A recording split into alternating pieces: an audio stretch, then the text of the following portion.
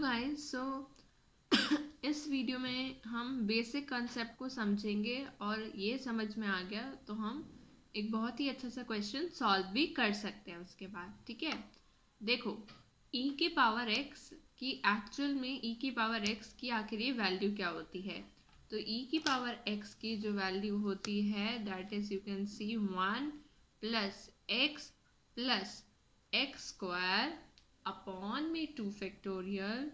Plus x cube upon में 3 factorial plus x की power 4 upon में 4 फैक्टोरियल एंड सो ऑन।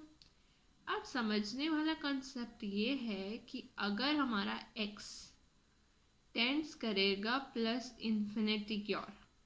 ये जो x है अगर ये टेंड करता है प्लस इन्फिनिटी की ओर,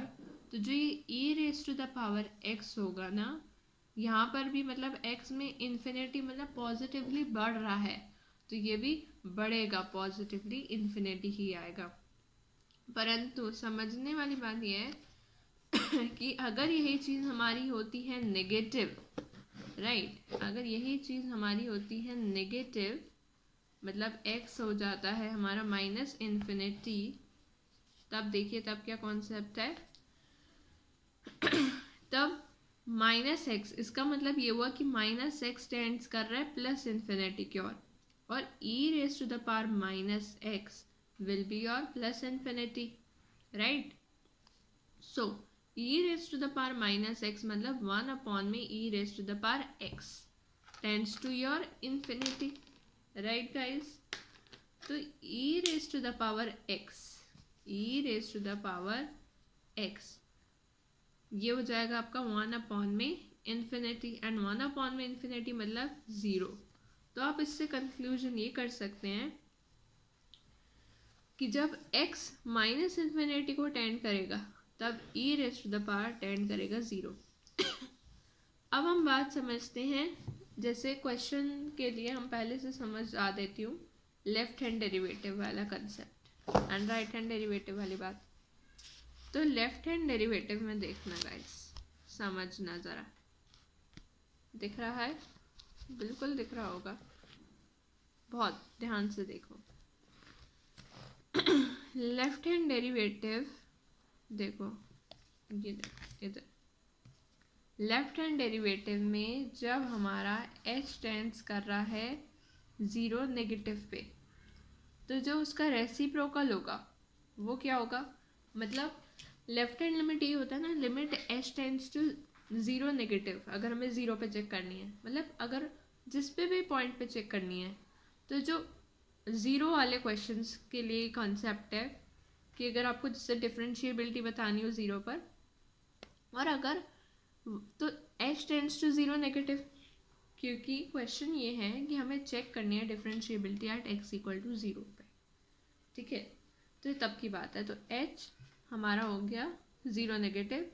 इसका मतलब रेसिप्रोकल करा तो ये 1 अपॉन में h हो गया minus infinity and e raise to the power 1 upon में h टेंड्स टू 0। क्लियर है क्यों 0, जैसे कि यहाँ पर कि अब x अगर 1/h होता है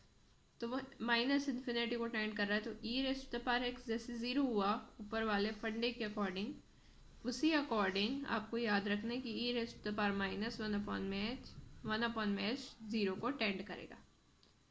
बात कर लूँ मैं राइट हैंड डेरिवेटिव की, तो राइट हैंड डेरिवेटिव में अगर h टेंड्स टू 0 पॉजिटिव हुआ तो 1 अपॉन में h टेंड्स टू क्या होगा,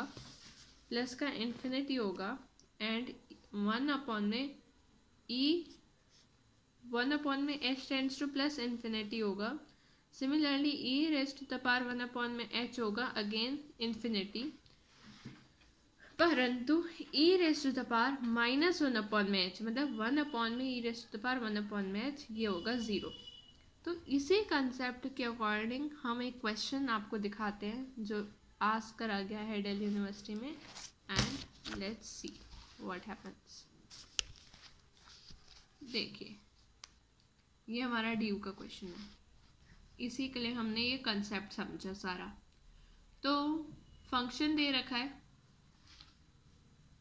राइट, ये क्वेश्चन दे रखा है।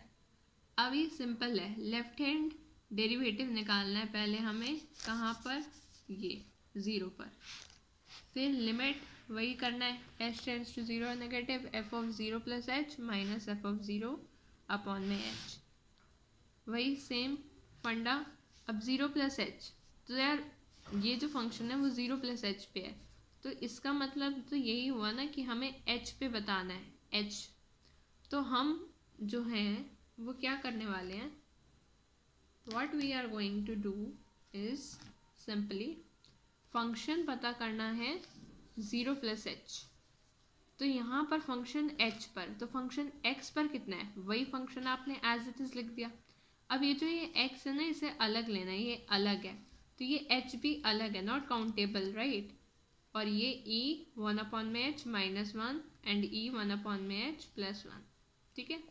और फंक्शन अगर x 0 है तो फंक्शन x 0 पर फंक्शन की वैल्यू भी आपकी 0 है, जो कि यहाँ पे दे रखी है, तो इसलिए यहाँ पे 0 पुट करा, तो ये h h हो जाएंगे कैंसिल,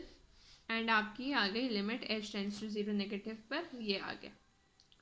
तो अब e की power 1/h, h tends to 0 negative में क्या बताया था, e की पावर 1/h की वैल्यू क्या होगी, 0 होगी, 0 होगी, बताया था ये, यही लास्ट कॉन्सेप्ट में हमने यही देखा था कि यार h टेंड्स टू 0 नेगेटिव है, तो e raise to the power 1/h 0 ही होगा, क्योंकि 1 अपॉन में h इन्फिनिटी होगा, तो e raise to the power 1 upon में h आपका 0 ही होगा, ठीक है। तो ये बताया था मैंने यहाँ पे,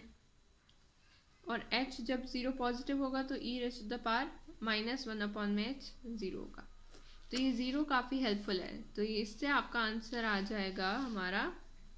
-1, और राइट हैंड डेरिवेटिव में पुट करेंगे तो आंसर आ जाएगा आपका +1, तो जो कि दोनों बराबर नहीं होंगे, तो इसलिए फंक्शन डिफरेंशिएबल नहीं होगा एट x इक्वल टू 0 पर, और ये हमारे क्वेश्चन का आंसर निकल आएगा, that function is not differentiable at x equal to 0. So I hope this must be clear to you. Thank you so much. Om Sai Ram.